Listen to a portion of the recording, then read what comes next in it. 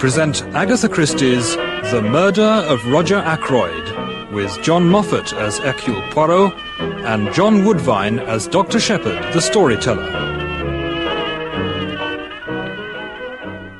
Mrs. Ferrers died on the night of the 16th to the 17th of September, a Thursday. I was sent for at 8 o'clock on the morning of Friday the 17th. There was nothing I could do. She had been dead some hours. It was just a few minutes after 9 when I reached home once more. Is that you, James? What are you doing out there? Just hanging up my overcoat. Why don't you come and get your breakfast? Just coming. You've had an early call? Yes, King's Paddock, Mrs. Ferrers. I know. How did you know? The milkman told me. Well? Bad business. Nothing to be done. What did she die of? Heart failure? She died of an overdose of veronal. She's been taking it lately for sleeplessness. Must have taken too much. Nonsense. She took it on purpose. Now, why on earth should Mrs. Ferrers wish to commit suicide? A widow, still fairly young, very well off, and nothing to do but enjoy life. Now, what possible reason could Remorse. she have? Remorse? Yes. You're always so preoccupied, tinkering about your electric gadgets. You don't notice what's going on under your nose.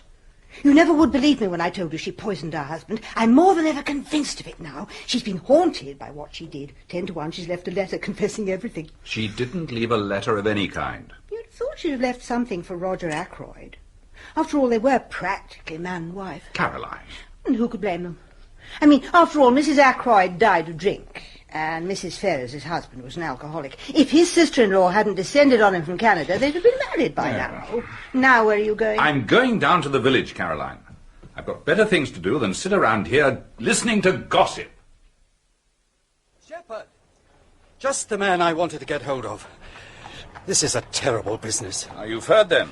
I'm very sorry, Ackroyd. It's worse than you know. Look here, I've got to talk to you. Can you come back with me now? Oh, hardly.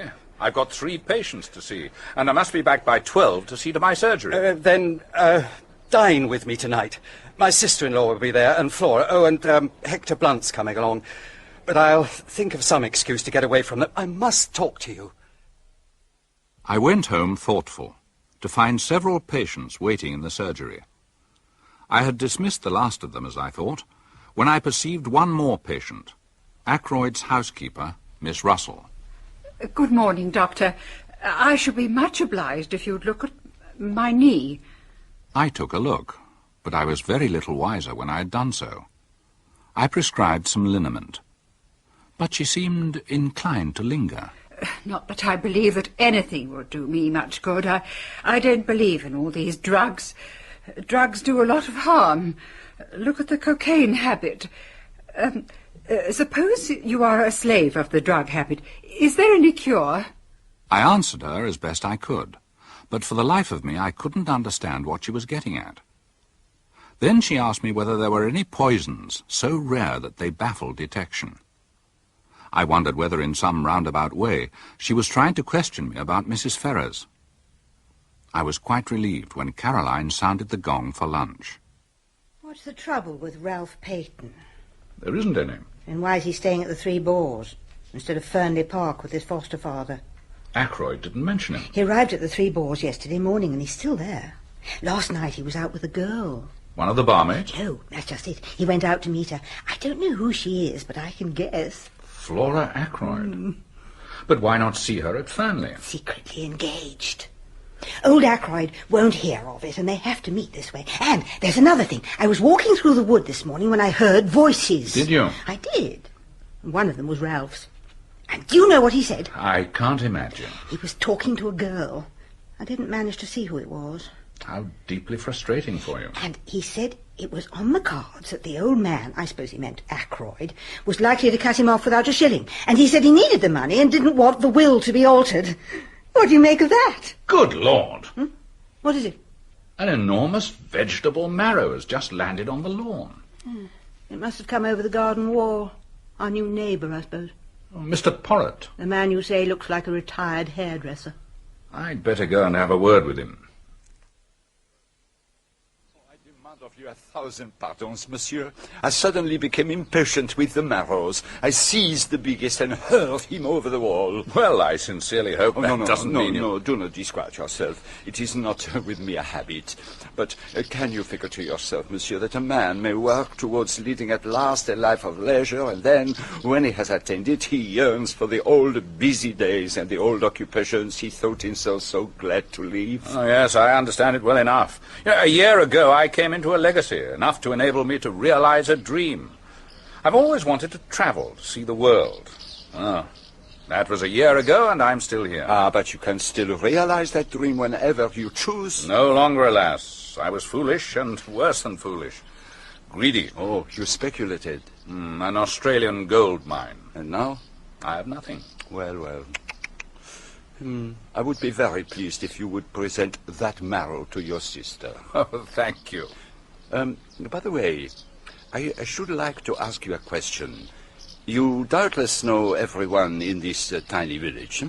Who is the young man with the very dark hair and eyes and the handsome face? Well, that must be Ralph Payton, the adopted son of Mr. Ackroyd. Of course, I should have guessed. You know Mr. Ackroyd? Mr. Ackroyd knew me in London when I was at work there. Oh, I have asked him to say nothing of my profession down here. Indeed. And so, Ralph Paton is going to marry Mr. Ackroyd's niece, the charming Miss Flora. Who told you so? Mr. Ackroyd. About a week ago. But there is something about that young man I do not understand. Hello, Sarah. Oh, hello. Do you know where I can find Mr. Payton? Oh, he's just... Sheppard, glad to see you. One person I am glad to see in this infernal place. What's the place been doing to you? It's a long story. Things haven't been going very well with me, Doctor. Not to mince matters, I'm in the devil of a mess. In fact, I haven't the least idea what to do next. What's the matter? It's my confounded stepfather.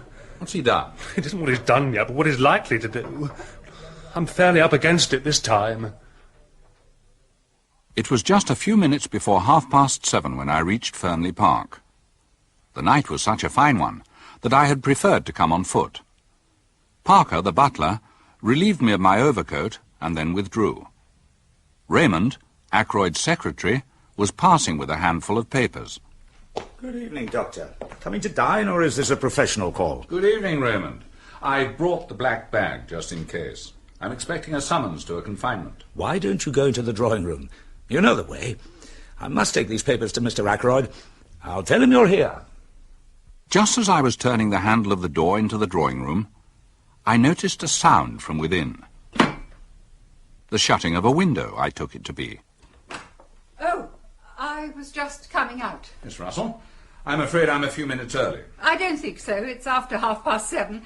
I must be going now. They'll all be down in a moment. I only came in here to see that the flowers were all right. My eye was caught by what I believe is called a silver table, the lid of which lifts, and through the glass of which you can see the contents. There were 1 or 2 pieces of old silver, a baby shoe that was said to have belonged to King Charles I, and some Chinese jade figures. Wanting to examine one of these more closely, I lifted the lid. It slipped through my fingers and fell. And that was the sound which I had heard. Admiring the family curios, Doctor?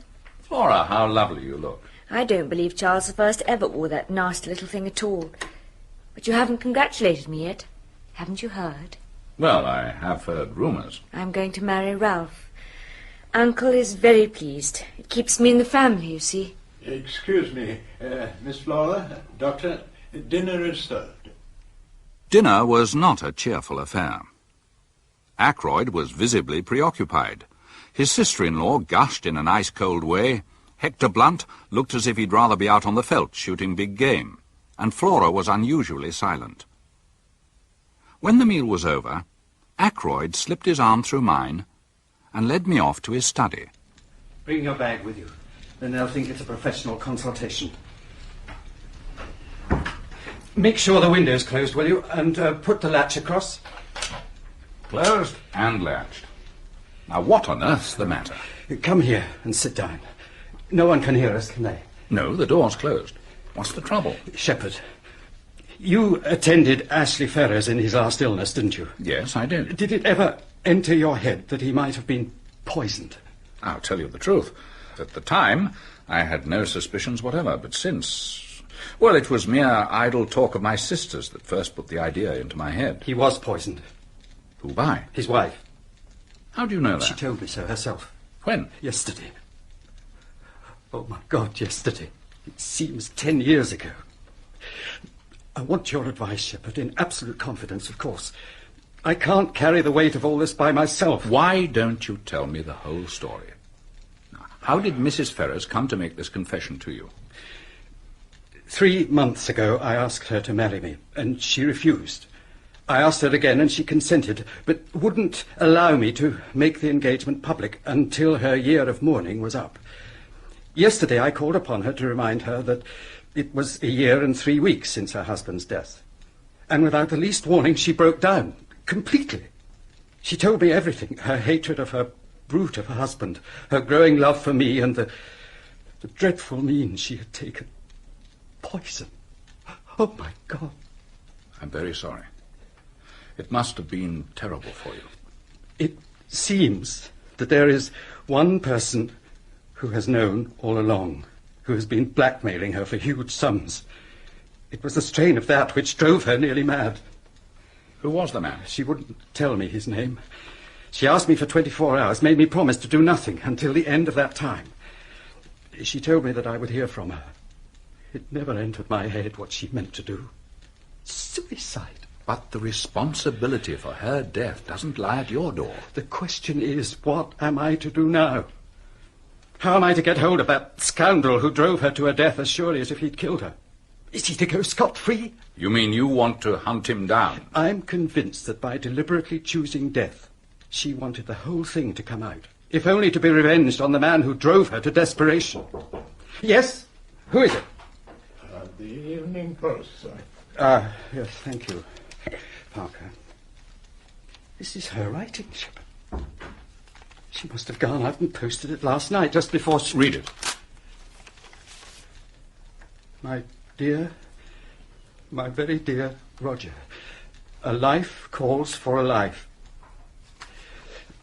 Sheppard, forgive me, but I must read this alone. It was meant for my eyes and my eyes only. At least read it through while I'm here. No, I'd rather wait. Well, at least read the name of the man. I'm sorry, Sheppard, no.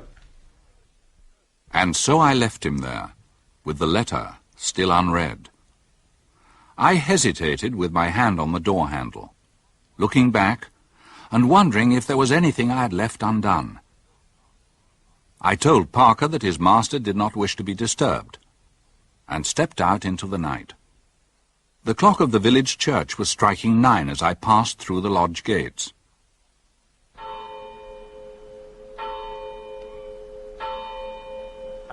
Is this the way to Fernley Park, sir? Oh, these are the lodge gates. Oh, thank you, sir. I'm a stranger in these parts, you see. 10 minutes later, I was at home once more. That'll be Mrs. Bates. The baby might at least have waited till the morning. Ah, no peace for the wicked.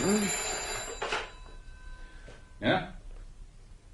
What did you say? What? Certainly, I'll come at once. What is it, James? That was Parker telephoning from Fernley. They've just found Roger Ackroyd. Murdered.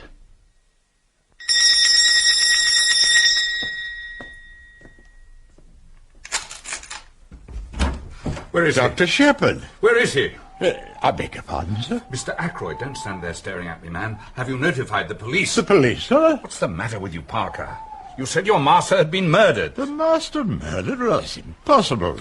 Didn't you telephone me not 5 minutes ago and tell me that Mr. Ackroyd had been found murdered? No, indeed, sir. I wouldn't dream of doing such a thing. You mean to say that this is all a hoax? That there's nothing the matter with Mr. Ackroyd? Where is he? He's still in the study, I fancy, sir. The ladies have gone to bed, and Major Blunt and Mr. Raymond are in the billiard room. I think I'll just look in and see him for a minute. I know he didn't want to be disturbed again, but this practical joke has made me uneasy. Quite so, sir, yes. Well, if you don't object to my accompanying you as far as the door... Not at all. Come along. Ackroyd! Ackroyd! The door's locked. Ackroyd! Ackroyd! It's Sheppard! Let me in! Look here, Parker. I'm going to break the door down, or rather we are. Now, I'll take responsibility. Oh, well, if you say so, sir, yes.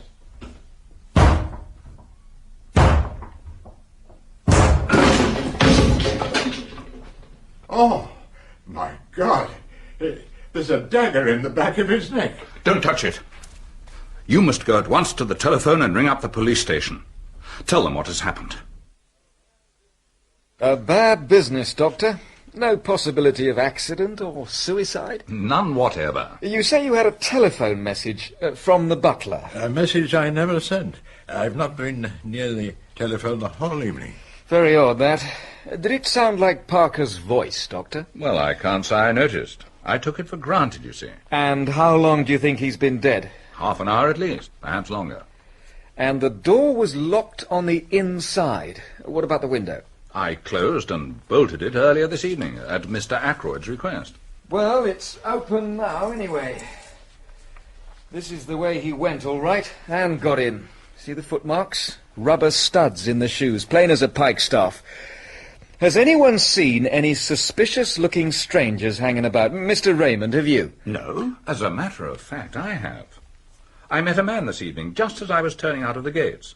He asked me the way to Fernley Park. And what time would that be?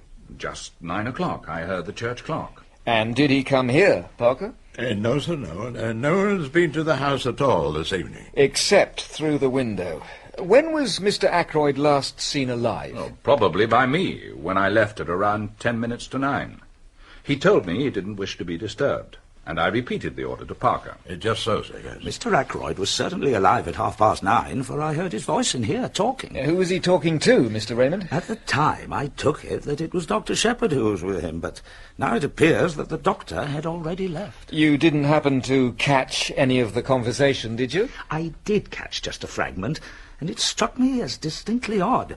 He said something like, the calls on my purse have been so frequent of late that I feel it is impossible for me to accede to your request. A demand for money. It could be that we have here a very important clue. Still, one thing's clear. Mr. Ackroyd was alive and well at 9:30. If you'll excuse me, sir, Miss Flora saw him after that. Miss Flora? Yes, sir, yes, about 9:45, that would be. I was bringing a tray with whiskey and soda when Miss Flora, who was just coming out of this room, you see, she stopped me and she said her uncle didn't want to be disturbed. I must see Miss Ackroyd at once, but I don't want to worry her about the murder just yet. Ask her to come to the billiard room, would you? I don't understand. What has happened? I mean, what do you want me to tell you? It's just this, Miss Ackroyd. Parker says you came out of your uncle's study at about 9:45. Is that right? Quite right. I had been to say good night to him. Do you mind telling us what passed between you and your uncle? I went in to say good night and kissed him, and he said something about my frock looking nice, and then he told me to run away as he was busy. But why are you asking me these questions? What's happened? It's bad news, I'm afraid, my dear. Your uncle... Yes? This is going to be a shock for you. Your uncle is dead. When? Very soon after you left him, I'm afraid. Oh. Catch her, Doctor. She's going to faint. How is the young lady, Doctor? Coming round nicely. Mrs. Ackroyd's with her. Mrs. Ackroyd? Her mother. Ackroyd's sister-in-law. Ah, yes. Now take a look at the murder weapon, Doctor. Something of a curio, I should think. The edge is razor sharp. A child could drive that into a man. Where did it come from, I wonder? I gave it to him. Did you? And who are you, sir? This is Major Blunt, an old friend of Mr. Ackroyd's. You identify the dagger positively, Major Blunt? Absolutely. No doubt about it whatever. I bought it in Tunis. I knew it was the kind of thing he would like. And where was this curio usually kept? In the silver table in the drawing room. Good Lord. Yes, Doctor? It's probably of no importance. But when I arrived for dinner, I heard the lid of the silver table being shut down in the drawing room. How did you know it was the silver table lid?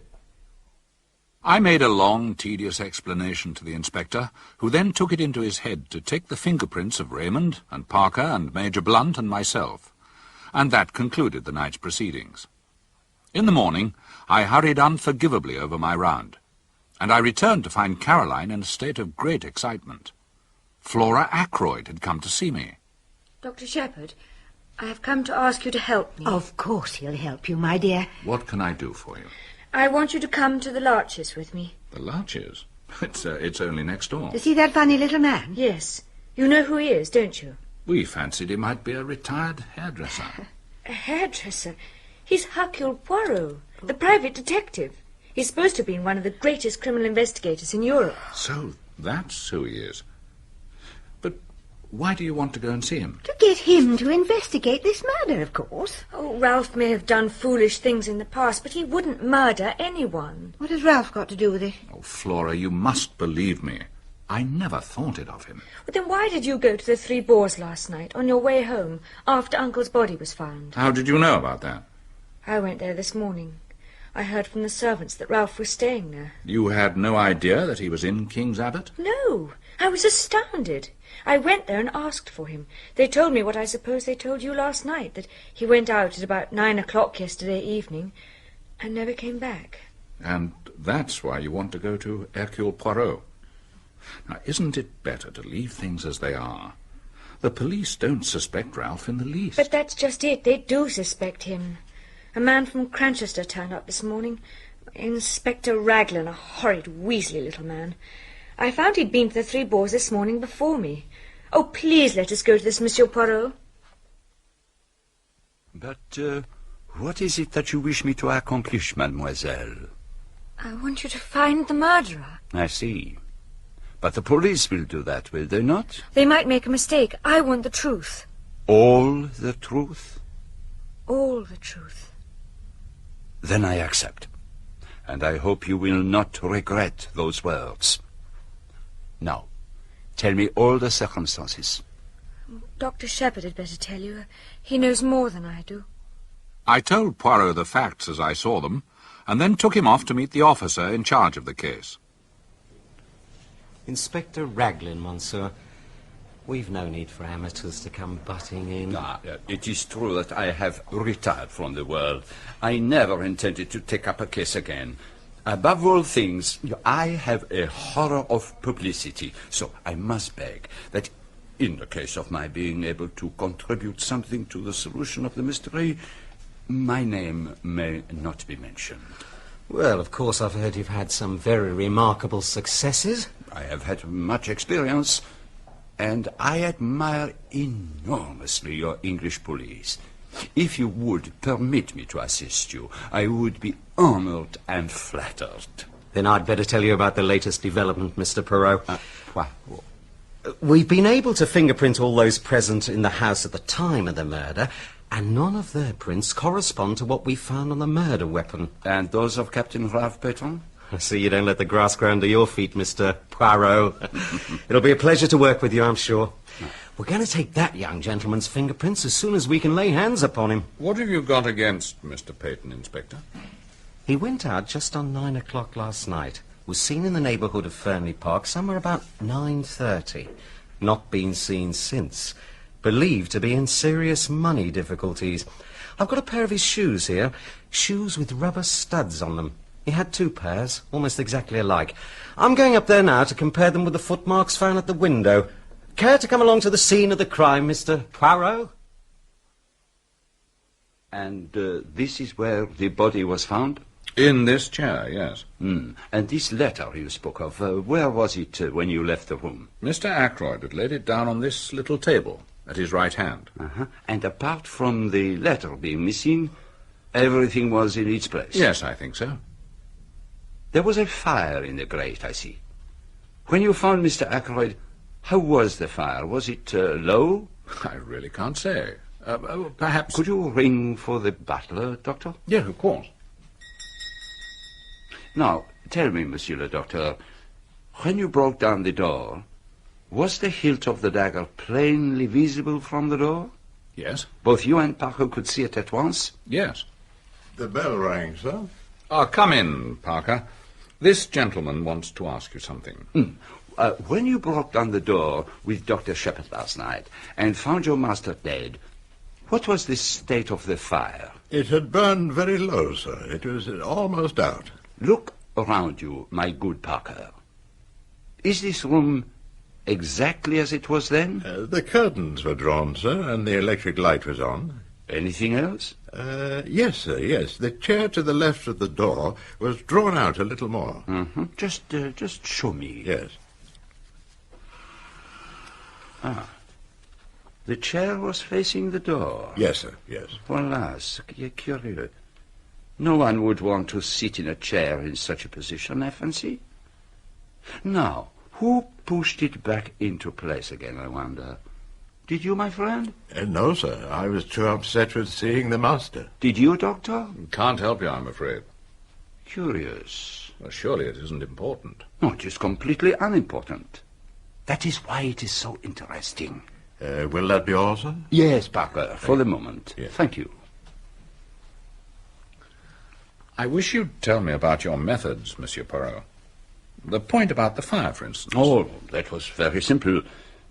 You leave Mr. Ackroyd at 10 minutes to 9, was it not? Yes, exactly, I should say. Now, the window at that time is closed and bolted, and the door unlocked. At 10:15, when the body is discovered, the door is locked, and the window is open.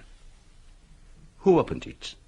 Well, clearly only Mr. Ackroyd himself could have done so, and for one of two reasons. Either because he was unbearably hot, or because he admitted someone that way.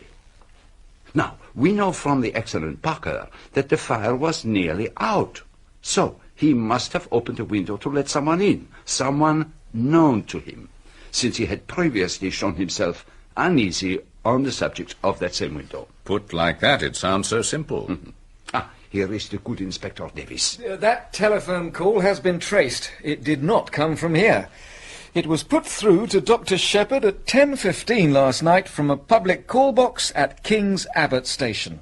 And at 10:23 the night mail leaves for Liverpool. And there's precious little chance of anyone being noticed telephoning at that time of night. But why telephone at all? That's what I find so extraordinary. Seems no rhyme or reason in the thing. Be sure, Inspector, there was a reason. But what reason could it be? When we know that, we shall know everything. This case is very curious and very interesting.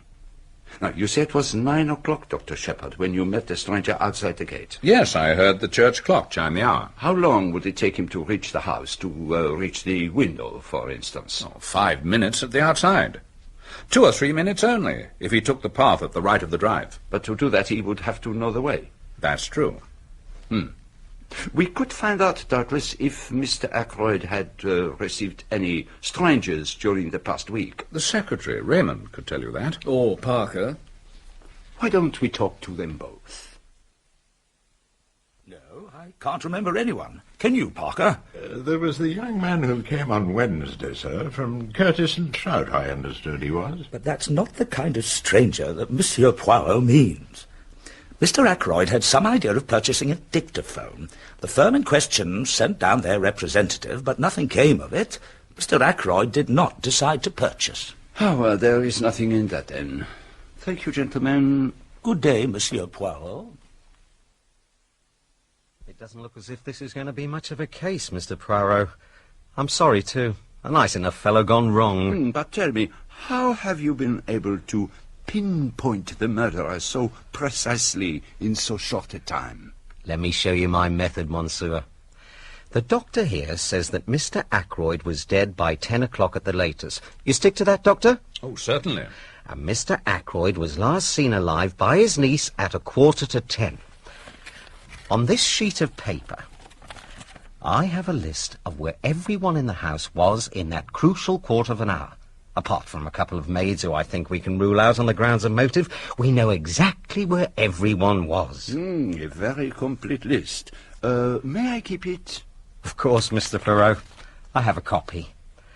But now we come to the essential point. The woman at the lodge, Mary Black, was pulling the curtains when she saw Ralph Paton turn in at the gate and go up to the house. She is sure of that? Quite sure. She knows him well by sight. And what time was that? 25 minutes past 9. It all fits in without a flaw. At around 9:30, Mr. Raymond hears Mr. Ackroyd refusing to give someone some money. Captain Paton leaves, as he has entered through the window. He walks along the terrace, angry and baffled. He comes to the open drawing-room window.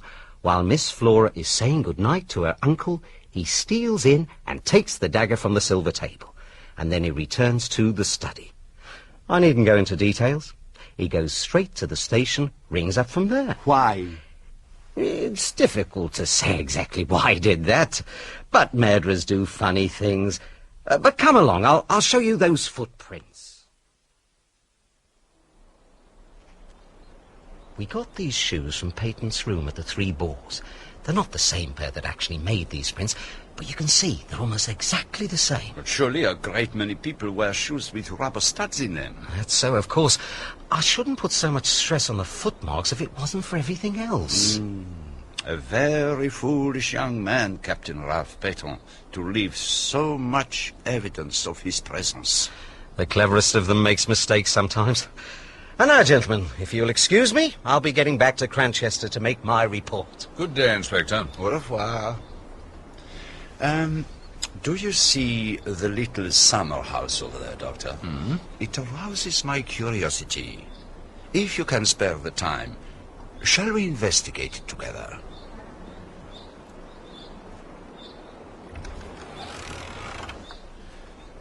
It doesn't look as if we're going to find anything interesting in here. Deck chairs, croquet set. Well, perhaps it was not to be expected. But, what is this? What have you found? A scrap of stiff white material. Cambric, I think you call it. What do you make of it, my friend? A scrap from a torn handkerchief, And what is this? Do you see, Doctor? A goose quill, by the look of it. A goose quill and a fragment of a handkerchief. But remember, a good laundry does not starch a handkerchief. Shall we go back to the house? Une belle propriété, Fernley House. Who inherits, I wonder? You had not thought of that before, eh? No, I wish I had. I wonder just what you mean by that. Simply that... Oh, no. You would not tell me your real thought. Everyone has something to hide. You believe that? Of course, my friend. But it is not easy to hide things from Hercule Poirot. He has a knack of finding out. But let us walk a little further. The air is pleasant today. England is very beautiful. Oh, and so are English girls. Do you see, my friend, the pretty picture below us? Flora, Ackroyd, and Major Blunt. How charming they look, sitting together by the goldfish pond. Like Pelleas and Melisande. But we must interrupt their little idyll, I fear. I must talk with the Major.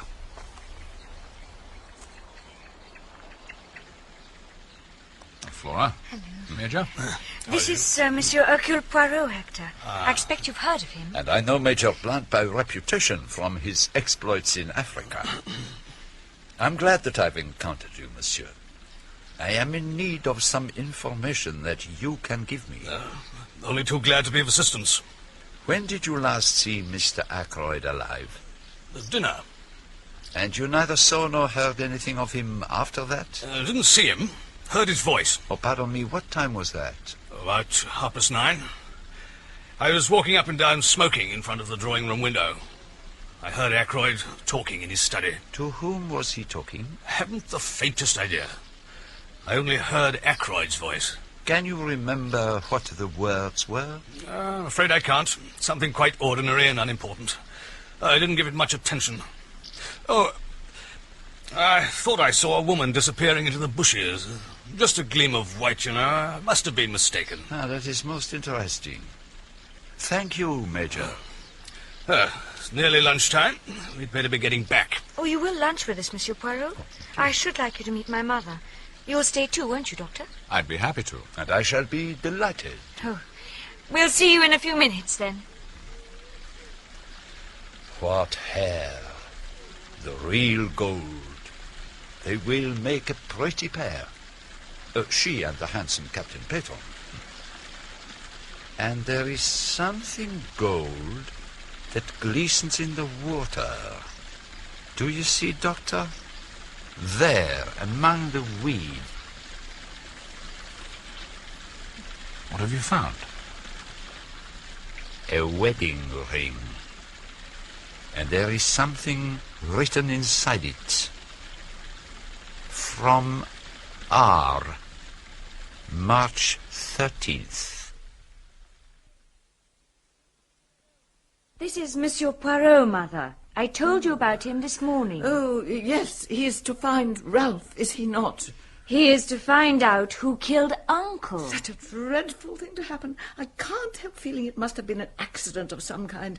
Roger was so fond of handling queer curios. His hand must have slipped or something. And this is Mr. Hammond, our solicitor. Mr. Hammond, I desire a little information from you. You are acting on behalf of Captain Ralph Paton? Not so.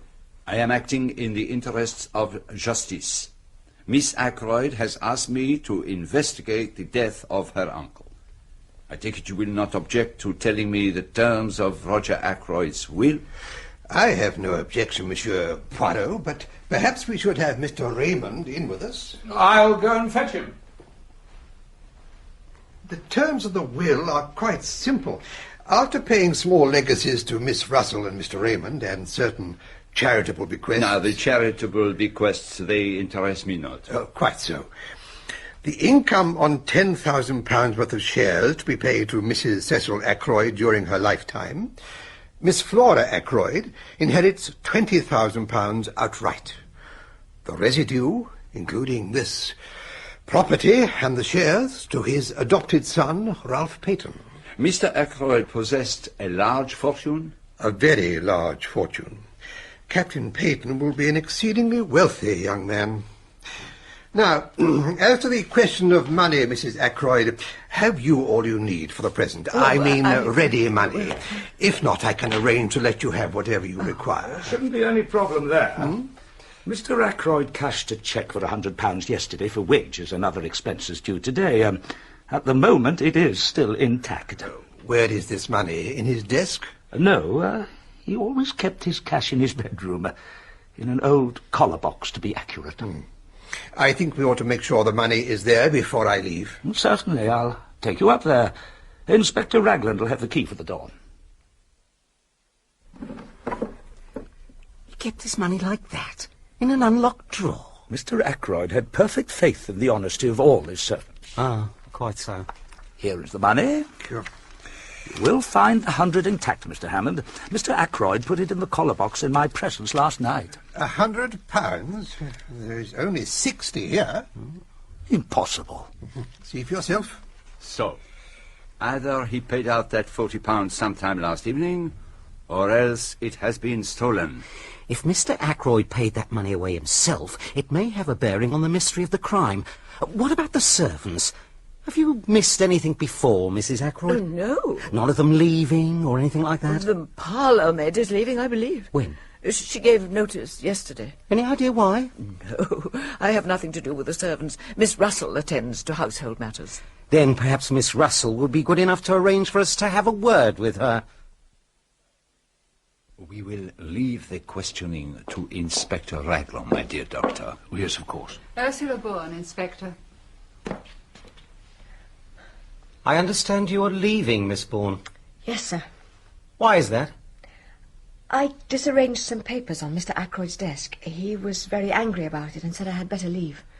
Were you up in Mr. Ackroyd's bedroom at all last night? Tidying up or anything? No, sir. That is the housemaid's work. I never went near that part of the house. I must tell you, my girl, that a large sum of money is missing from Mr. Ackroyd's room. I know nothing about any money. If you think I took it and that is why Mr. Ackroyd dismissed me, you're wrong. I am not accusing you of anything, my girl. Don't flare up, sir. Excuse me. It was yesterday afternoon that Mr. Ackroyd dismissed you. How long did the interview last? I don't know. 20 minutes? Half an hour? It's something like that. Not longer? Not longer than half an hour, certainly. Thank you, mademoiselle. That'll do, Miss Bourne. Good day, Inspector. Has she been here long? Have you got a copy of her references? Yes, I should have it here. Here you are, Inspector. Thank you. Reads all right. Mrs. Richard Folliott, Marby Grange, Marby. Know anything about her? Quite good county people. Thank you, Miss Russell. I think that'll be all for now. Very well. Perhaps you would be so kind as to keep me company on the way home, Doctor. Do you really wish to aid me? To take part in this investigation? Yes, indeed. Would it be possible for you to go to Marby? Tomorrow, say. Tomorrow's Sunday. Yes, I could manage it. What do you want me to do there? See this Mrs. Folliott, who wrote the reference. Find out all you can about Ursula Bourne. Oh, very well. But I don't much care for the job. Oh, please, help me, Doctor. A man's life may depend on it. My little outing to Marby yielded nothing. Mrs. Folliott looked uncomfortable and ill at ease when I mentioned the name of Ursula Bourne, and would tell me nothing about her beyond the fact that she had worked there for a time and was capable and satisfactory. Whatever the mystery centering round Ursula Bourne might be, I was not going to learn it through Mrs. Folliott. When I arrived home, Caroline had that look of suppressed exultation on her face which I know only too well. Poirot had paid a call on her. It seems he has an insane nephew and is trying to find somewhere local where he can be treated. Why he should have thought Caroline could help him, I cannot imagine. Unfortunately, he managed to worm out of her the conversation she overheard in the wood that night. I fear it will only help Raglan to tighten the noose round Ralph Paton's neck. He looks bad, Mr. Poirot. If only we had Captain Paton's fingerprints.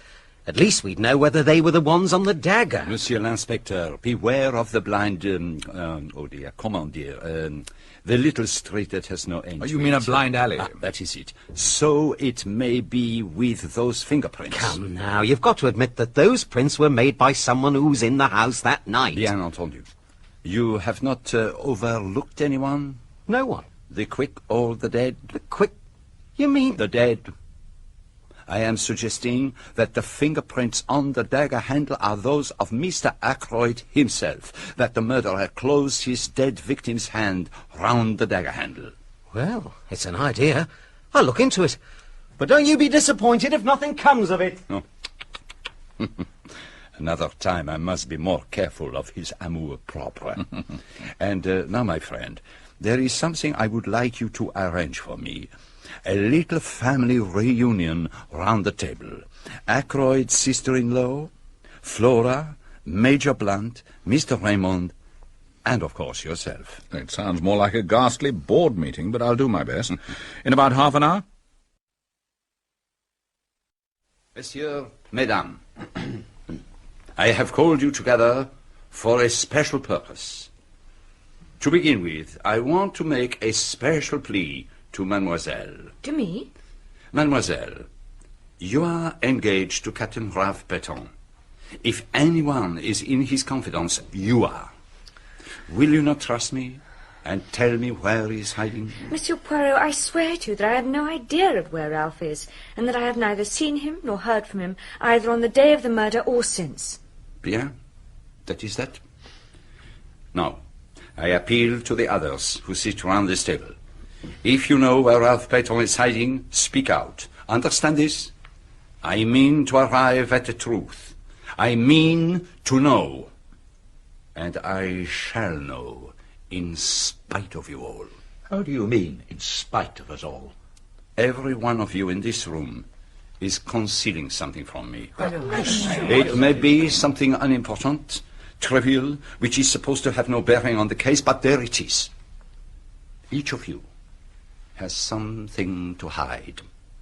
Come now. Am I right? I am answered. I appeal to you all. Tell me the truth. Will no one speak? C'est dommage. I wish you'd tell me what you really think of it all. You have seen what I have seen. Should not our ideas be the same? I'm afraid you're laughing at me. I've no experience in matters of this kind, and I'm trying to keep a journal of the case. Are you, Doctor? You must let me have a look at it. Very well, then. The first thing is to get a clear history of what happened that evening, always bearing in mind that the person who speaks may be lying. So, first, Dr. Sheppard leaves the house at 10 minutes to 9. How do I know that? Because I told you so. And you might not be speaking the truth.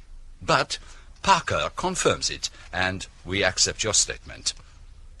At 9 o'clock, you run into a man just outside the park gates. How do I know that this is so? I told you so. Ah, you know that it is so. But how am I to know? So, I talk around the village, and the maid of Miss Gannett says she met your mysterious stranger inquiring for Fernley Park a few minutes before you did. And the barmaid at the Three Boars says he had a drink there, and he mentioned having just come over from the States. Did it strike you that he had an American accent? Come to think of it, yes, he had. So, we accept your stranger. And there is also this, which, you remember, I picked up in the summer house. Ah, the little quill. And you know that feathers like this are used to sniff drugs. It is a method used by drug addicts in the United States of America. So, you're suggesting that the stranger went to the summer house to meet somebody. But who was that somebody? Exactly the question. Now, another point. What did you think of the parlour-maid story? Does it take half an hour to dismiss a servant? You bewilder me. And there is still the mystery of the telephone call and the pushed-out chair. Do you really think the latter important? Or perhaps not. I will not press the point. Tell me instead, what were Ralph Paton's reasons for disappearing? I can only think that his nerve must have failed him. Yes, that is true, but we must not lose sight of one thing. I know what you're going to say. Motive. Ralph Payton inherits a great fortune by his uncle's death. That is one motive. But do you realize there are 3 separate motives staring us in the face? Somebody stole the envelope containing evidence of the blackmailer's identity. Was that why Ackroyd was killed? And was Paton the blackmailer? And then there is the fact that he was in some scrape which he feared might reach his uncle's ears. Well, put like that, the case does seem black against him. Does it? 3 motives? It is almost too much. I am inclined to believe that, after all, Ralph Paton is innocent. After that talk with Poirot, the affair seemed to me to enter on a different phase. Up till the Monday evening, I had played Watson to his Holmes. After then, our ways diverged, and Poirot was busy on his own account. But that challenge of his to the company round the table had its effect, as I was soon to discover. On Tuesday morning, I had a summons from Ackroyd's sister-in-law. I thought, Doctor, that you might explain it all to Monsieur Poirot, because it's so difficult for a foreigner to see our point of view, and you don't know what I had to contend with. Every slightest bill I ran up had to be gone over with Roger, as if he had a few miserly hundreds a year, instead of being one of the wealthiest men in these parts. And then I got these letters, abusive letters, threatening letters, and so I wanted to know how I stood. I expected that Roger would provide for me in his will, but I didn't know. And then, on Friday afternoon... Yes, on Friday afternoon. Everyone seemed to be out, so I went into Roger's study. There was nothing underhand about it. He'd left his keys in the lock of the top drawer of his desk. So you searched the desk. Did you find the will? As I got to the bottom drawer, the parlour-maid Bourne came in. Of course, I shut the drawer and called her attention to a few specks of dust on the surface, but I didn't like the way she looked. I never have liked that girl very much. Too well educated, for one thing. And what happened next? Nothing. At least Roger came in, and I told him I'd come in to get punch. Bourne stayed behind, and I heard her asking Roger if she could speak to him for a minute. I went straight up to my room to lie down. Bourne may have made some extraordinary story out of it all. You will explain to Monsieur Poirot, won't you? But my curiosity about the parlour-maid had been awakened. She was in the hall, and I could see that she'd been crying. I'll get your coat, sir. How is it that you told us that Mr. Ackroyd sent for you, when I now hear that it was you who asked to speak to him? I meant to leave in any case. Excuse me, sir. Is there any news of Captain Payton? None that I know of. He ought to come back. Does no one know where he is? Do you? I know nothing. But anyone who was a friend to him would tell him this. He ought to come back. I thought I had better report all this to Poirot. But he had a new bee in his bonnet. He was obsessed by the colour of Ralph Payton's boots. He had asked Caroline to find out for him, as the boot boy at the Three Boars had reported that they were black. It is a great pity. Ah, well. Now, on the Friday morning before the murder, I believe that Miss Russell, the housekeeper, came to consult you. Is it indiscreet to ask what passed at the interview? Apart from the medical details, I mean. Not at all. We talked for a few minutes about poisons and the ease or difficulty of detecting them, and about drug-taking and drug-takers. With special reference to cocaine? How did you know? Oh, just a thought. Have you come to any conclusions about the case? None at all, except to wonder whether one of our conclusions is wrong, or too hasty. And what is that? We've assumed that the blackmailer of Mrs. Ferrers is necessarily the murderer of Mr. Ackroyd. Mightn't we be mistaken? Very good indeed. I wondered if that idea would come to you. But we must remember one point.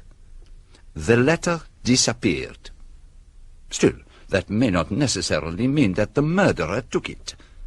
When you first noticed the body, Parker may have abstracted the letter unnoticed by you.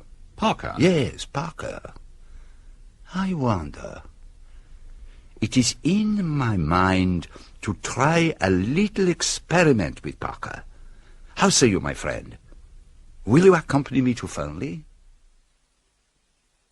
I believe you wanted to see me, Monsieur Poirot.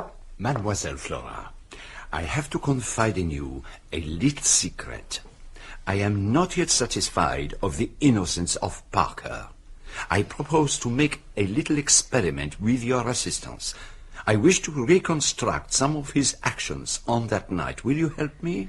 Of course, Monsieur Poirot. Excellent. Here he comes.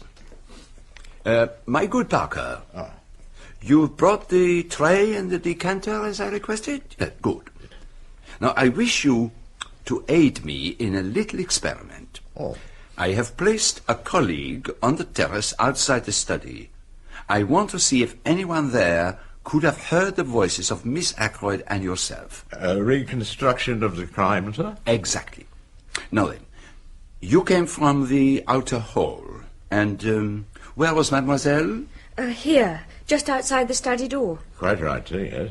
I had just closed the door. Yes, miss, yes. Your hand was still on the handle, as it is now. Yeah. Then play me the comedy. Oh, Parker, Mr. Ackroyd doesn't want to be disturbed again tonight. Is that right? Yes, miss, yes. But I fancy you used the word evening instead of tonight. Very good, miss. Shall I lock up as usual? Yes, please. And then I went back to my room. Admirable. Oh, by the way, Parker, are you sure there were 2 glasses on your tray that evening? Who was the second one for? I always bring 2 glasses, sir. Is there anything further? No, nothing. I thank you. Yes. And thank you too, Miss Ackroyd. That was most helpful. I'm glad you got what you wanted. What was the point of the question about the glasses? Oh, one must say something. That particular question did as well as any other. At any rate, I know now Something I wanted to know. Monsieur Poirot. Mr. Raymond? Just received a call from the police. A man has been detained at Liverpool. His name is Charles Kent, and he is believed to be the stranger who visited Fernley that night. They want you and Dr. Sheppard to go to Liverpool. Well, my dear doctor, is this the man? The height's the same, and as far as general appearance goes, it might well be the man in question. Look, what the hell is all this? I demand to know why I'm being detained here. What am I supposed to have done? It is the man. I recognize the voice. And where do you suppose you heard it before? On Friday evening last, outside the gates of Fernley Park. You asked me the way there. Do you admit it, Mr. Kent? I admit nothing, and I'll say nothing until I know why you're holding me. Have you not read the papers in the last few days? You mean the murder, I suppose. You're surely not trying to pin that on me. You were there that night. And how do you know that? By this goose quill. It is yours, I think. You dropped it in the summer house that night. So I was there. Tell me this, though. According to the papers, the man was killed between 9:45 and 10 o'clock. Is that so? That is so. Then you've nothing to keep me here for. I was away from Fernley Park by 9:25. You can ask at a pub called the Dog and Whistle out on the Cranchester Road. I was there at 9:45. They'll remember me. I had a brawl with the bartender. Inquiries will be made. If you're telling the truth, you won't have anything to complain about. What were you doing at Fernley Park, anyway? I went there to meet someone. Who? That's none of your business. Your name is Charles Kent. Where were you born? That's none of your business either, but I'm a British citizen, if that's what you want to know. Yes, I think you are. I fancy you were born in Kent. And now, since we can do no more until the good inspector has made his inquiries, we may as well return to King's Abbot. Well, Kent's alibi's right enough. Confirmed by the man at the bar and 3 other witnesses. Are you going to release him, Inspector? Then see what else we can do. If I were you, I should not release him yet. Why not? He can't have anything to do with the murder. We know Ackroyd was alive at 9:45. You admit that, don't you? I admit nothing that is not proved. But we've got Miss Ackroyd's evidence. I do not always believe what a charming young lady tells me. Parker saw her coming out of the room. No. That is just what he did not see. That was the point of my little experiment the other day. You remember, Doctor? Parker saw her outside the door with her hand on the handle. He did not see her come out of the door. But where else could she have been? Perhaps on the stairs? But those stairs lead only to Mr. Ackroyd's bedroom. Precisely. What would she have been doing in her uncle's bedroom? And why would she lie about it? That is just the question we should be asking ourselves. You mean the money? You're not suggesting it was Miss Ackroyd who took that £40? Life was not easy for that mother and daughter. Roger Ackroyd was a peculiar man over money matters. I don't believe it. It's not credible. There's only one thing for it. We must tackle that young lady right away. Flora was sitting in the billiard room with Major Blunt. To my consternation, she insisted on his staying there, though she must have had some idea of what was coming. Flora, I simply can't believe it. Oh, no, Hector. Monsieur Poirot is right. I took that money. I am a thief. A common, vulgar little thief. I'm glad it's come out. It's been a nightmare these last few days. Lying, cheating, running up bills, promising to pay. Flora, surely you could have... There was nothing I could have done. At any rate, I'm real now. I'm not pretending to be the kind of girl you like. Young and innocent and simple. I don't care if you never want to see me again. If I had thought that for one moment that speaking the truth would have made things better for Ralph... Ralph! Always Ralph. You don't understand. You never will. I never did see my uncle that evening after he left the dinner table. As to money, you can take what steps you please. Nothing could be worse than it is now. So, that's that. Inspector, Miss Ackroyd never touched that money. Roger gave it to me for a very particular purpose. She is lying to protect Ralph. I'm prepared to go into the witness box and swear that I had the money. Major Blunt, I am not in the least deceived by your little fantasy. But it is very good what you have done there. I am not in the least concerned about your opinion of me, monsieur. But you must listen to me. The other day I spoke of concealments. What you have been seeking to conceal from the world is your love for Mademoiselle Flora. But take my advice. Do not conceal it from her. What do you mean by that? You think that she loves Graf Paton, but that is not so. She is loyal, and she is bound by honor to stick to him. But her heart was not in the idea of marriage. Do you really think... If you doubt me, ask her yourself. She went into the garden, I think. I've been every kind of fool. You're a good fellow, Poirot. Thank you. Not every kind of fool. Only a fool in love. This alters everything. All those alibis are worthless. 9:30, that's the time we've got to hang on to now. You were quite right about not releasing that man Kent. He could certainly have done the murder and got to the Dog and Whistle if he ran. But he couldn't have made the telephone call. Why do we always come up against that telephone call? Why, indeed. It is curious. I mustn't waste any more time. I must find out precisely what everyone was doing from 9:30. The good inspector is going to have a busy time. Now, my dear doctor, there is something I want you to do. I want you to send a note to Miss Russell and make a time for her to come to your surgery. Whatever for? Because I want to talk to her without the whole village knowing. And if she comes to your surgery, no one will suspect, least of all the good lady herself. So long as I am allowed to be present. Oh, but naturally, your own surgery. And now, I have a little surprise for you. Read this. The police have for some days been seeking for Captain Ralph Payton, the nephew of Mr. Ackroyd of Fernley Park, whose death occurred under such tragic circumstances last Friday. Captain Payton has been found at Liverpool, where he was on the point of embarking for America. But it's not true. He's not in Liverpool. No, he has not been found at Liverpool. I managed to persuade the inspector to send this to the press for tomorrow's papers. I assured him that very interesting results would follow. That beats me what you expect to get out of that. Aha. You should employ your little grey cells. And now, if you would be good enough to do me that little favour? Oh, yes, the message for Miss Russell.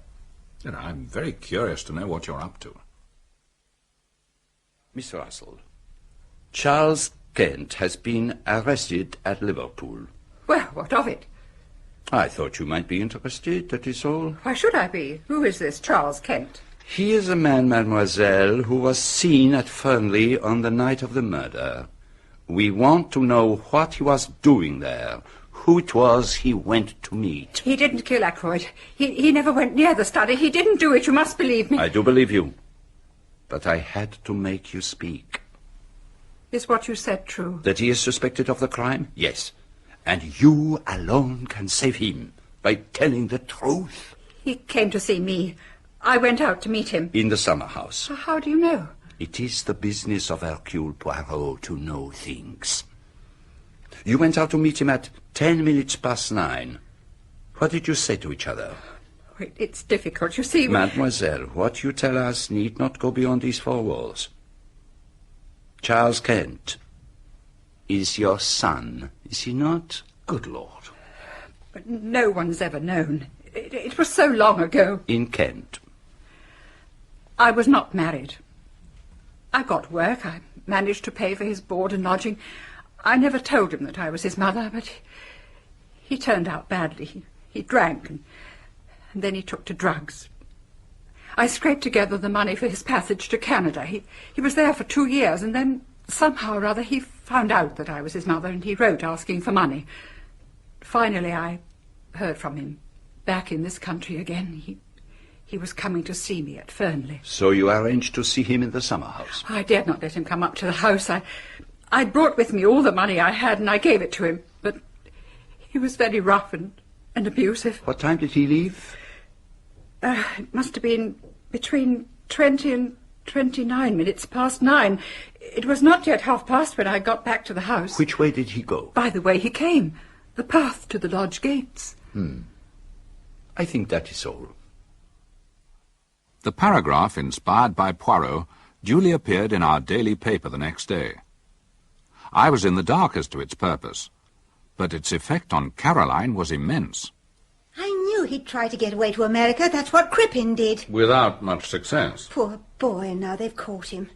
Well, there's one person who's reacted pretty quickly. And who is that? Flora Ackroyd. She's engaged to Hector Blunt.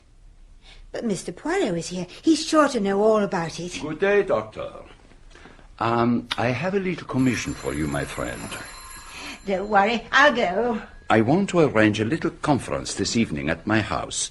You will attend, will you not? Of course. I also need all those in the house. That is to say, Mrs. Ackroyd, Mademoiselle Flora, Major Blunt, Mr. Raymond. You will ask them, yes? With pleasure. The parlour-maid from Fernley's here, Ursula Bourne. She's in a terrible way, poor thing. She says she must see Mr. Poirot at once. Doctor, Monsieur Poirot. Miss Bourne? No. No, that is not quite right. It is not Miss Bourne, is it, my child? But Mrs. Ralph Paton. Oh, there, my dear. It'll be all right. You'll see. Everything will be all right. This is very weak and silly of me. No, my child. We can all realize the strain of this last week. It must have been a terrible ordeal. I saw this in the paper this morning. It says that Ralph has been arrested, so I need not pretend any longer. All the same, I think you will do well to make a clean breast of things. So you will tell me the whole story, will you not? If I am to save your husband, I must know all there is to know. What I want to know is why this child was masquerading as a parlour-maid. For a living. My family is Irish. Impoverished gentlefolk, I suppose you might call them. I didn't want to become a governess, so I decided I would take on a job as parlour-maid. My sister wrote me a reference, and I was taken on at Fernley Hall. I enjoyed the work, and I had plenty of time to myself. I'd met Ralph Paton, and we fell in love. I didn't like the idea of a secret marriage, but he told me his uncle would never hear of his marrying a penniless girl. So no one knew about it. No one? Not a soul. Ralph had always had debts. He's not good with money, and his troubles got worse and worse. But Mr. Ackroyd refused to lift a finger to help him. And then, one day, I knew nothing of this, of course. Mr. Ackroyd told Ralph that it was the desire of his heart that Ralph should marry Flora, and that if Ralph did so, he would clear his debts. And Ralph accepted. God knows how he thought he was going to get out of it all. They both stipulated that the whole thing should be kept secret, but without any warning, Mr. Ackroyd decided to announce the engagement. It was like a bombshell. I was desperate. Ralph came down from town, and we met in a wood on the estate. He still wanted me to keep our marriage secret, but I told him I was going straight to Mr. Ackroyd. We had a terrible row and parted. You poor soul. So I went to Mr. Ackroyd, and he was very angry and very bitter, mainly against Ralph, but also against me, because he was convinced that I had deliberately set out to trap Ralph. That evening I met Ralph again in the little summer house. He accused me of ruining his relationship with his foster father. I told him he was a coward and a cheat. And we parted. And then I heard that Mr. Ackroyd had been murdered. And since that night I have neither seen nor heard from Ralph. Mademoiselle, what time was it when you parted from Ralph Paton in the summer house? This is something I've gone over and over again in my mind. I reached the summer house at 27 minutes to 10. Ralph was waiting for me. I was with him for a few minutes. No longer. It was 10:15 when I got back to the house. Who left the summer house first? I did. Leaving Ralph Paton there? Yes. But you don't think... It is of no importance what I think. Where did you go? Up to my room. And stayed there until... About 10 o'clock. Is there anyone who can prove that? Prove that I was in my room? But surely no one... Thinks that it was you who went up by the window and stabbed Mr. Ackroyd as he sat in his chair? Yes. They might think just that. Oh, God. Don't worry, my dear. Mr. Poirot doesn't think that, really. As for that husband of yours, I don't think much of him. Running away and leaving you to face the music. This evening I shall want Madame to attend my little reunion. 9 o'clock at my house. It is most necessary that she should be there. Mrs. Ackroyd, Miss Flora Ackroyd, Major Blunt, Mr. Geoffrey Raymond, Mrs. Ralph Paton, John Parker, Elizabeth Russell. All present and correct. Every one of you had the opportunity to kill Mr. Ackroyd. I don't like it. I don't like it. I would much prefer to go home. You cannot go home, madame, until you have heard what I have to say. I will start at the beginning. When Miss Ackroyd asked me to investigate the case, I went to Fernley Park with Dr. Sheppard. My eye was caught by a little summer house, and I searched it carefully. There I found two things, a scrap of starched cambric and an empty goose quill. The scrap of cambric immediately suggested a maid's apron, and I noticed from Inspector Raglan's list that one of the maids, Ursula Bourne, had no real alibi. The quill suggested a taker of drugs, and Dr. Sheppard had encountered a stranger with an American accent. Was this the man who Ursula Bourne had met in the summer house?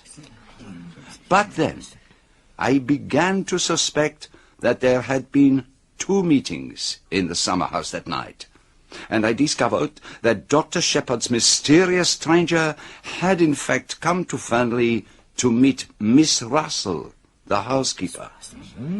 Who then did Ursula Bourne come to meet? I found this ring, a wedding ring with "from R" engraved inside it. So, it was Ralph Paton to whom she was secretly married.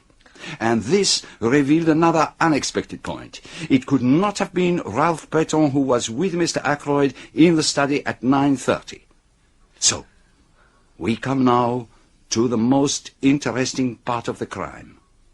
Who was in the room with Mr. Ackroyd at 9:30? And then I posed my cleverest, my most audacious question. Was anyone with him? But I distinctly heard his voice. So did Major Blunt. Just a moment.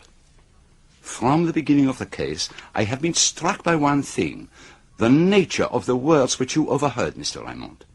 It has been amazing to me that no one has seen anything odd about them. The calls on my purse have been so frequent of late that I fear it is impossible for me to accede to your request. Now, would any man use such a phrase in talking to another? Now, if he had been dictating a letter... You mean he was reading a letter aloud? Even so, he must have been reading to someone. Ah, you are forgetting one thing. The stranger who called at the house the preceding Wednesday. The man from the dictaphone company. A dictaphone? Is that what you think? I inquired of the company. Mr. Ackroyd did purchase a dictaphone. Why he concealed the matter from you, I do not know. But surely this still leaves the basic position unchanged. Mr. Ackroyd was alive at 9:30, since he was speaking into the dictaphone. It seems clear that this Charles Kent person was, in fact, off the premises by then. As to Ralph Paton, if only he would come forward. That is your advice, yes? That he should come forward? Certainly. If you know where he is. I do know where he is. He is there, in the doorway. Oh, Ralph! Do you remember when I accused you all of concealing something from me? 4 of you gave up your secrets. But Dr. Sheppard did not give up his. He met Ralph Paton on the way home from the scene of the crime. I did. I told him that suspicion was bound to fall on him, or if not on him, on the girl he loved. I realized that the only thing I could do was to go into hiding. And Dr. Sheppard said he thought he could find somewhere for me. And so he did. It took me some time to work out where. A hotel? No. Lodgings? Even more emphatically, no. And then I saw a home for the mentally unfit. I invent a nephew with mental trouble. I consult Mademoiselle Sheppard as to suitable homes. And in a very little time, I find Captain Paton. Dr. Sheppard has been very loyal, but I now see that I should have come forward and faced the music.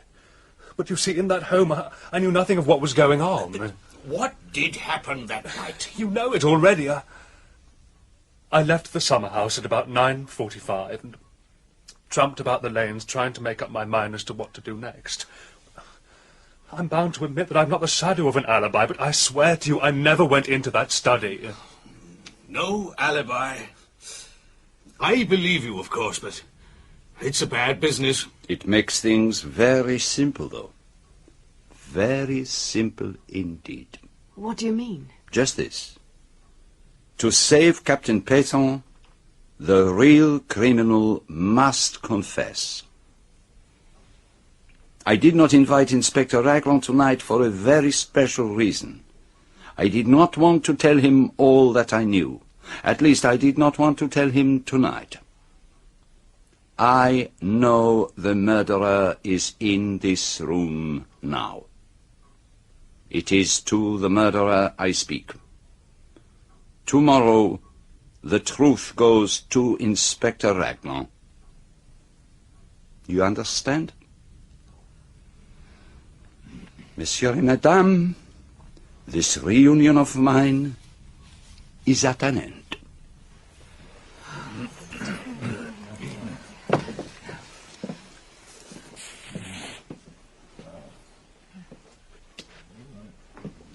Oh, stay a moment, Doctor. I would like to talk to you. Certainly.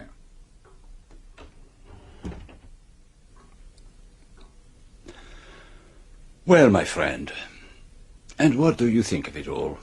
I don't know what to think. Why not go straight to Inspector Raglan with the truth, instead of giving the murderer a chance to escape? The murderer cannot escape.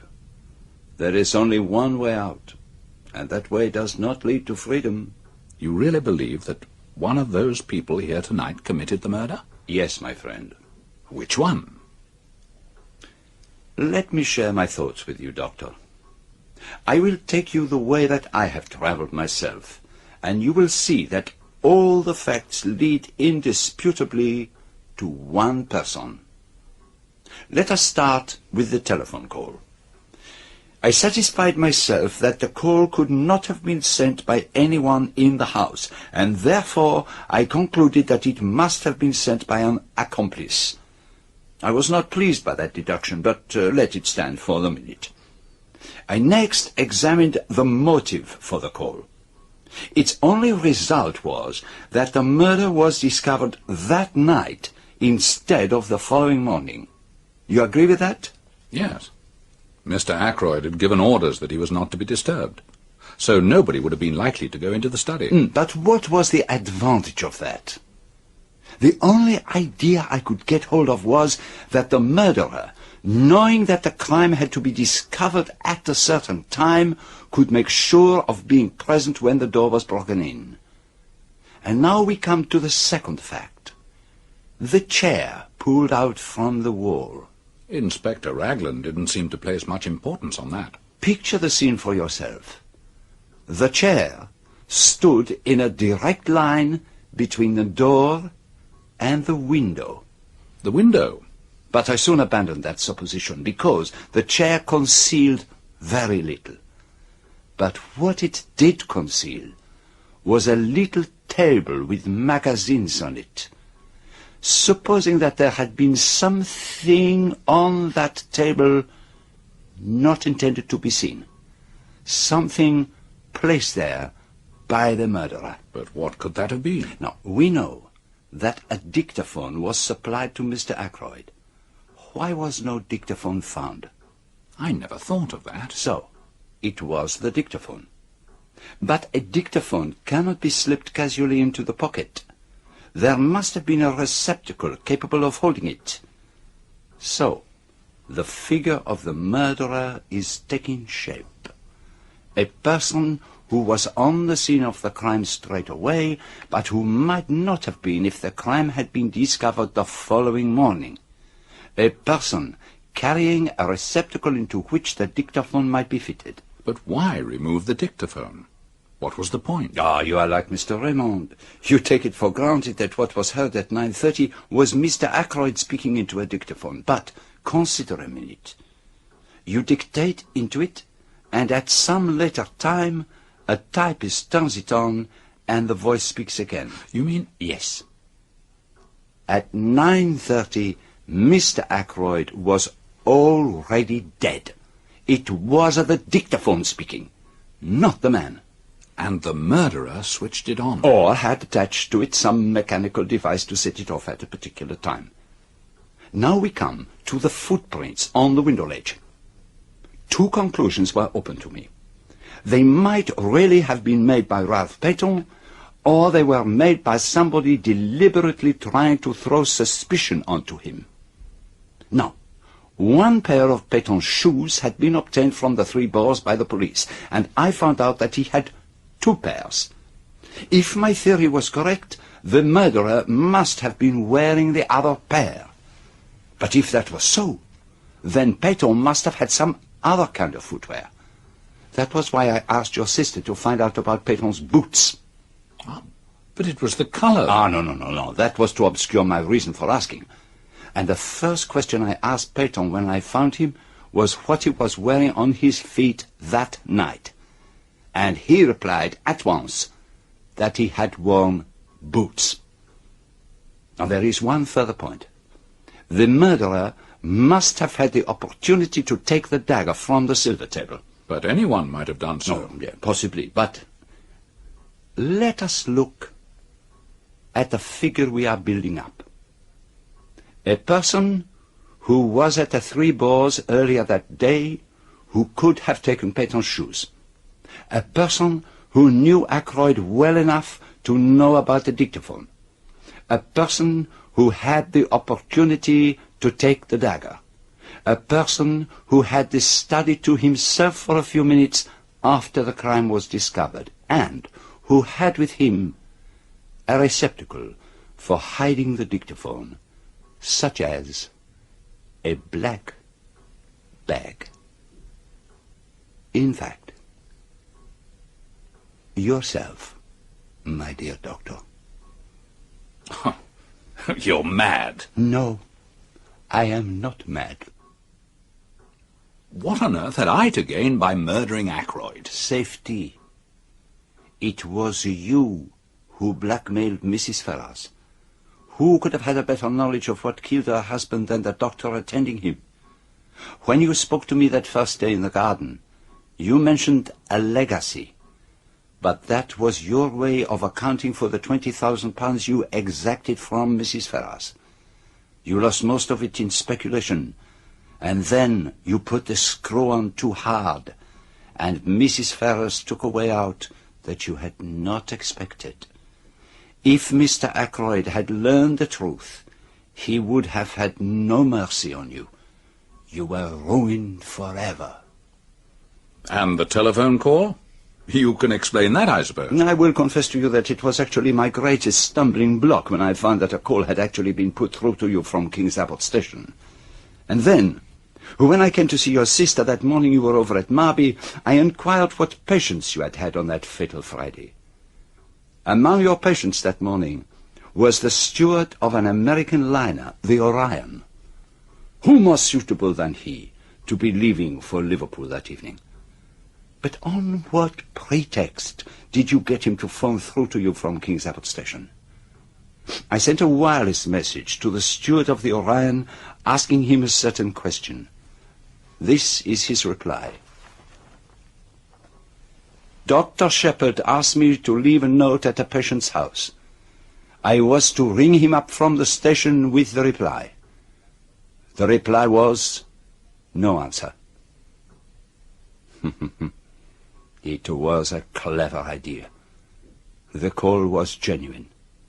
Your sister saw you take it. But there was only one man's word as to what was actually said. Your own. And so what happens now? Remember what I said. The truth goes to Inspector Raglan in the morning. But for the sake of your good sister, I am willing to give you the chance of another way out. There might be, for instance, an overdose of a sleeping draught. You comprehend me? Captain Ralph Paton must be cleared. I suggest you finish that journal of yours. A strange end to my story. I meant it to be published as the history of one of Poirot's failures. Odd how things pan out. My greatest fear all through has been Caroline. I fancied she might guess. Well, she will never know the truth. There is, as Poirot said, one way out. What shall it be? Veronal? It would be a kind of poetic justice. Not that I take any responsibility for Mrs. Ferrer's death. It was the direct consequence of her own actions. I feel no pity for her. I have no pity for myself either.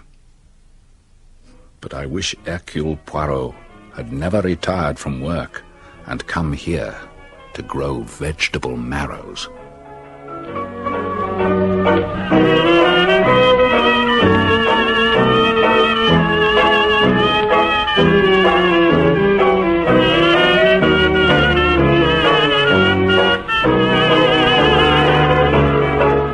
In The Murder of Roger Ackroyd by Agatha Christie, dramatised for radio by Michael Bakewell, Hercule Poirot was played by John Moffatt and Dr. Sheppard by John Woodvine. Roger Ackroyd, Laurence Payne, Raymond, Peter Gilmore, Caroline, Diana Olsson, Miss Russell, Eva Stuart, Flora, Zelah Clarke, Mrs. Cecil Ackroyd, Joan Matheson, Ursula Bourne, Karen Archer, Hector Blunt, David Goodland. Inspector Raglan, Richard Tate. Inspector Davis, Simon Cuff. Ralph Paton, Paul Sirr. Kent, Peter Craze. Hammond, Alan Dudley. And Parker the Butler was played by Deryck Guyler. The play was directed by Enid Williams.